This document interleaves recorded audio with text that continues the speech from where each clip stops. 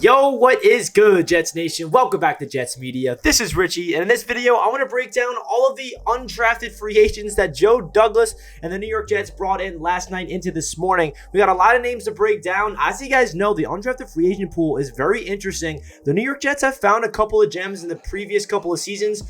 One of the names that's my favorite recently is Bryce Huff. He was an undrafted free agent in Joe Douglas's first draft class in 2020. Last year, we got Isaiah Dunn, who actually contributed and played for the New York Jets at the cornerback spot. There's a lot of other names that I feel like New York Jets fans are happy by getting in the undrafted free agency pool. So let's dive right into the players that we brought in. Some players got invited to rookie minicamp to get a tryout. Some players already got signed. So I'm really excited to break down this video. The New York Jets draft class was unbelievable. I'm going to be making some videos today and tomorrow, breaking down the entire draft class, my grades for each entire pick, all the trades that happened, and I'm really excited to break all this down in the 2022 NFL New York Jets draft class. So before I hop into today's video, I just want to mention, if you guys are new to Jets Media, make sure you hit that subscribe button. Help me get to my new goal of 11,000 subscribers. And if you enjoy the video, don't forget to hit that like button. And if you want to check me out on my social medias at Instagram and Twitter, that is at NYJets_media.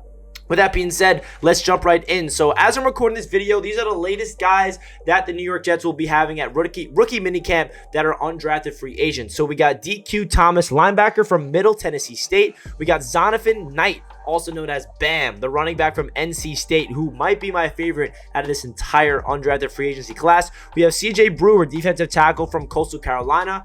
Keshunn Abram, wide receiver from Kent State. Ron Hunt, wide receiver from North Carolina AT. Savion Williams, D tackle from Florida A&M. Tony Adams, safety from Illinois, who was a fifth-year starter, so he has a lot of experience. Deandre, Torrey, running back from North Texas. Allan George, cornerback from Vanderbilt. Borske, tight end from Western Michigan. Irvin Charles, wide receiver that was at Penn State and finished off at Indiana. And then DJ Ford, safety from ECU. So there's a lot of names here to talk about, and I want to highlight just a couple of names in this video. But as you guys know, the Jets have a really good opportunity to get some gems and add depth at the practice squad, because you got to be able to find some gems in the undrafted free agency pool every single year. And I feel like Joe Douglas does a really good job in the previous two seasons. So I'm wondering, who is that guy that's going to emerge to potentially be on the 53-man roster this season, or be on the practice squad and provide depth and provide immediate impact for this New York Jets team? Because not only did the New York Jets absolutely hit a home run in the NFL draft with the 7 players that they got, but they have a good opportunity to go into rookie minicamp,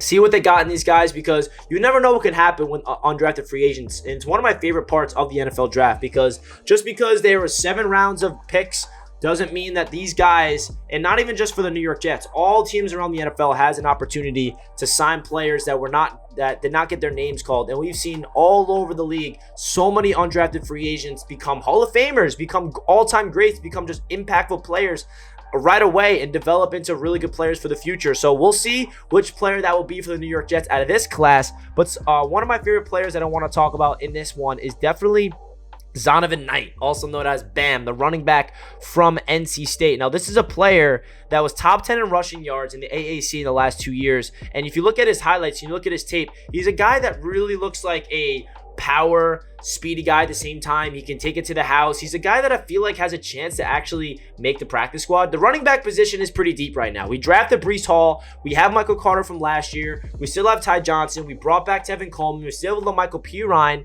But we also have Austin Walter, who actually showed some flash last year. But it really makes me happy that the Jets continue to add playmakers even in the undrafted free agency pool. Knight could have a really good opportunity in preseason to show what he's worth. He's also a good special teams guy. He could return some kicks as well as punts. So he's a player that was a fan favorite over at NC State. He was with them for a long time.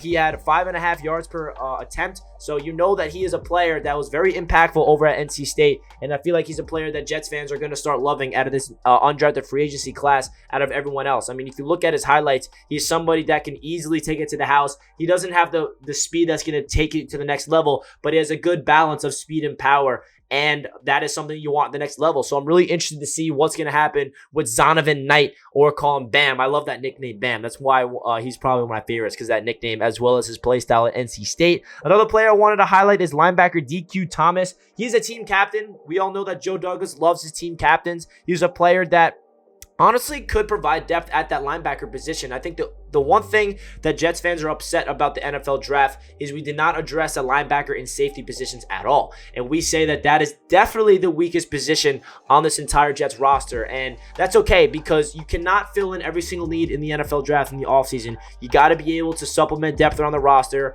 And if we had more picks, we probably would have drafted a linebacker and safety. But what that tells me is Joe Douglas and the coaching staff are comfortable with the depth chart right now at linebacker and safety. Us fans, we're looking at it saying like, all right, well, maybe Quincy Williams doesn't really have it in him to be a starter, but I personally love Quincy Williams. I feel like Quincy Williams is a guy that's raw and has all the physical, violent tools to be in the Robert Saleh system, and obviously Robert Saleh and the coaching staff are very high on him, which is why they did not draft a linebacker, and also they drafted 2 linebackers last year, Javion Sherwood and Hamza Nasruddin. Obviously, they did not do anything crazy as in the rookie season. Unfortunately for Sherwood, he did go down with that torn Achilles, so he did not really do anything after he got playing time. Nasruddin was more of that special teams role, but obviously they speak highly and they think highly of this linebacker room. But adding a guy like DQ Thomas, he has a chance to make the roster because this linebacker room does need depth. We need players in there that can be filling in. If you guys remember last year, the injuries at that unit was ridiculous, where we had so many different players lining up at linebacker. And DQ Thomas, he's the all-time leader in tackles for loss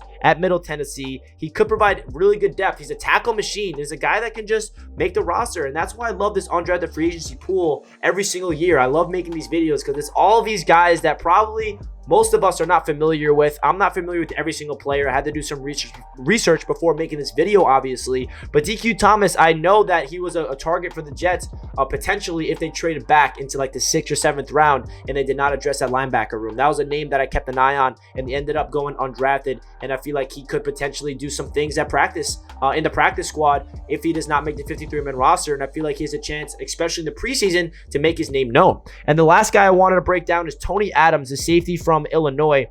Now, this is a guy that has a lot of experience underneath his belt. He's a guy that has played all 5 years, the 5th-year starter.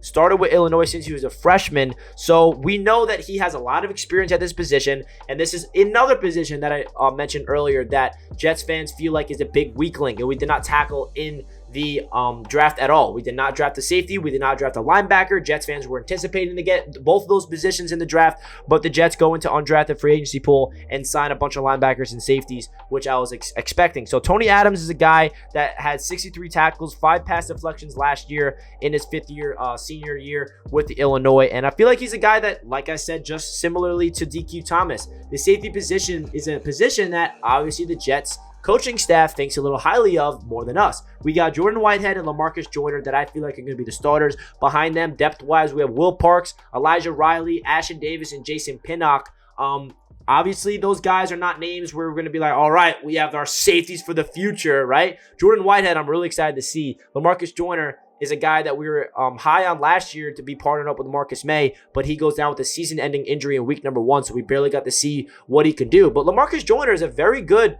veteran in this league, and he has a lot of, savviness to him that I feel like if he's healthy, could help out the secondary a lot, especially with the young Sauce Gardner and DJ Reed, and then Michael Carter II and Bryce Hall all in that young secondary for the future. But what I'm trying to say is Tony Adams has every single opportunity to prove to this coaching staff to potentially make the practice squad or make the 53-man roster. You never know. I feel like he's a guy that is going to come in here with 100% effort in the preseason. And so I really want to highlight 3 players. There's a lot of other guys on this list that I feel like are going to be awesome, like Allan George from Vanderbilt.